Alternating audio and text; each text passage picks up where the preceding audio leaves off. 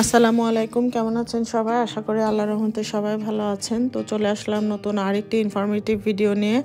আজকের ভিডিওতে আমি জার্মানির যে বাড়ি কেনার রুলস রেগুলেশন, যেটা কিনা এখন সবাই খুব এক্সাইটেড এই খবরটা নিয়ে, যে বাড়ির দাম কমলো না বাড়লো, বা এখন বাড়ি কেনা যাবে কি যাবে না, এই টাইপের একটা নিউজ। তো সেটা নিয়েই আমি আজকের ভিডিওটি সাজিয়েছি।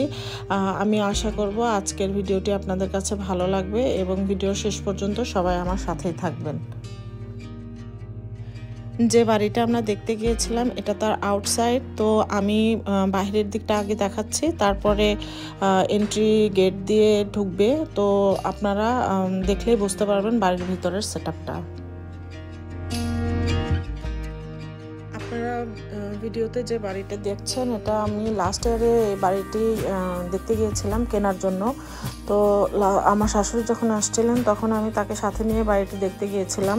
তো লাস্ট ইয়ারে এই যে বাড়িটি দেখছেন এইটার দাম তখন ছিল 4 লাখ ইউরো।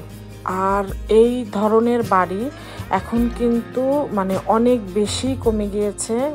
মানে 2024 সালে কিন্তু এখন বাড়ির দাম একদমই ডাউন, এবং সঙ্গে যে ইন্টারেস্ট রেট সেটাও কিন্তু আগের তুলনায় মানে কমে গিয়েছে। তো সব কিছু মিলিয়ে এখন এই 2024-এ যারা বাড়ি কিনেছেন তারা কিন্তু অনেক লাভেই বাড়ি কিনেছেন ইন কম্প্যারিজন টু 2023 বা তার আগে যারা বাড়ি কিনেছেন। এবং তখন কিন্তু ইন্টারেস্ট রেট আর বাড়ির দাম যদি কম্প্যারিজনে চলে আসে তাহলে ইন্টারেস্ট রেট তখন একটু কম ছিল, কিন্তু বাড়ির দাম অনেক বেশি হাই ছিল। সেই তুলনায় এখন বাড়ির দামও কমেছে, ইন্টারেস্ট রেট কিছুটা আগের চেয়ে কমেছে। তো সব কিছু মিলিয়ে 2024-এ বা কামিং ইয়ারে 2025-এ এখনও বাড়ির দাম তেমন একটা ওঠে নাই। তো এখন এই সময়ে যারা বাড়ি কিনছেন তারা কিন্তু বেশ লাভবান হচ্ছেন। ভিডিওতে আপনারা যে বাসাটা এখন দেখছেন এটাকে বলে হচ্ছে হাউস, মানে জার্মান ভাষায় বলে হাউস। এই বাসাগুলো সাধারণত ডুপ্লেক্স হয়। নিচে হচ্ছে কিচেন, ড্রয়িং রুম, গ্যারেজ, এই টাইপের একটা সেটআপ থাকে। কিন্তু আপনারা একটু খেয়াল করে দেখেছেন হয়তো কিচেনের এখানে কিন্তু কোনো ফার্নিচার বা কোনো সেটআপই নেই, জাস্ট একটা রুম। তো এখানে এই বাড়িটাতে অনেক ধরনের প্রবলেম ছিল, যে কারণে আমরা বাড়িটা পরে আর নেই নাই। কারণ এখানে যদি আমরা 4 লাখ ইউরো বাড়ির দাম, প্লাস যদি আরও অনেক কাজ করাইতে হবে, মানে বাথরুম শুধু কোমোড বা এরকম হালকা পাতলা কিছু সেটআপ দেওয়া আছে, কিন্তু শাওয়ারের জায়গাটা এখনও ইনকমপ্লিট। তারপরে কিচেনে কোনো ফার্নিচারই নাই, চুলা বা আরও অনেক কিছু যেগুলো থাকে, ওয়াশিং মেশিন, এগুলো অনেক বাসা বাড়িতে এগুলো কিন্তু সাথেই দিয়ে দেয়। তো এই বাসাগুলোতে যেহেতু এই ধরনের ফার্নিশিংয়ের একটা প্রবলেম ছিল, এবং 4 লাখের সঙ্গে যদি আমরা আরও এরকম কিচেন সেটআপ বা বাথরুম সেটআপ বা অন্যান্য জিনিসপত্র যদি আমরা সেট করে নিই, তাহলে কিন্তু এটা অলমোস্ট 5 লাখ ইউরোর মতো চলে যাচ্ছে।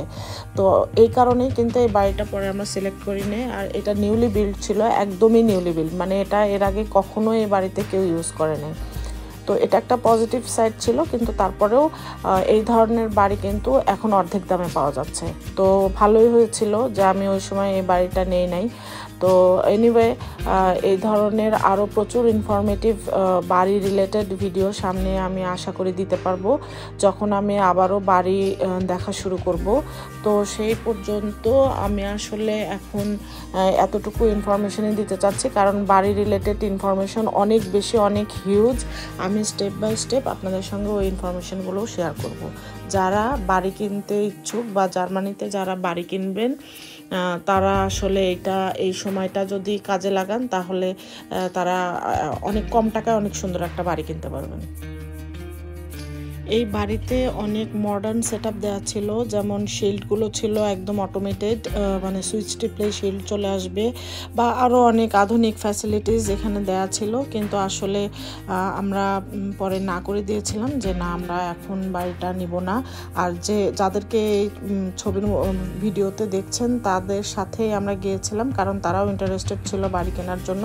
তো তারাও আলটিমেটলি বাড়িটি কেনেনি, তারা পরবর্তীতে অন্য আরেকটি বাড়ি কিনেছে। কখনো সুযোগ পেলে আমি ওই বাড়িটাও আপনাদের সঙ্গে শেয়ার করব। এখানে বাড়ি কেনা কিন্তু খুব একটা সহজ প্রসেস না। বাংলাদেশ বা এশিয়ান সাবকন্টিনেন্টে বাড়ি কেনাটা যত ইজি প্রসিডিউর, এখানে কিন্তু বাড়ি কেনাটা একটু লেন্দি প্রসিডিউর। কারণ এখানে সবসময় অ্যাপয়েন্টমেন্টের বেসিসে সব কিছু হয়। মানে কেউ যদি বাড়ি কিনতে চায় তাহলে তার ওই বাড়ির মালিকের সাথে অ্যাপয়েন্টমেন্ট ফিক্স করা বা আরও ডিটেল অনেক প্রসিডিউর আছে, যেগুলো মানে শেষ করে তারপরে আপনি একটা বাড়ি দেখতে যেতে পারবেন, বা আপনার হাতে কি পরিমাণ টাকা আছে বা ব্যাংক থেকে আপনি কি পরিমাণ লোন নেবেন, অনেক কিছু নির্ভর করে একটা বাড়ি কেনার ক্ষেত্রে। তো আমি ইন ফিউচারে বাড়ি কেনার বিষয়গুলোতে আরও হয়তো ডিটেলস আরও অনেকগুলো বাড়ি আপনাদের সঙ্গে শেয়ার করে দেখাতে পারবো। তো আজকে এর ভিডিওতে আমি এই পর্যন্তই রাখছি। তবে এটা আসলে একটা সুখবর যে যারা জার্মানিতে পার্মানেন্টভাবে আছেন বা আল্লাহ যাদেরকে বাড়ি কেনার মতো সামর্থ্য দিয়েছেন, তাদের জন্য কিন্তু এখন একটা সুবর্ণ সময়। দোয়া করি সবার স্বপ্ন পূরণ হোক ইনশাল্লাহ, এবং যারা বাড়ি কেনার স্বপ্ন দেখছেন আল্লাহ তাদেরকে সুন্দর বা সুইটেবল প্রাইসে একটা বাড়ি মিলিয়ে দিবে ইনশাল্লাহ। আপনারা সবাই আমার জন্য দোয়া করবেন। চলে আসবো নতুন কোনো ভিডিও নিয়ে। আর আপনাদের যদি কোনো কোয়েশ্চেন থাকে তাহলে অবশ্যই আমাকে কমেন্টে জানাবেন, আমি যথাসাধ্য চেষ্টা করব আপনাদের প্রশ্নের উত্তর দিতে। তো সবাই ভালো থাকবেন, খোদা হাফেজ।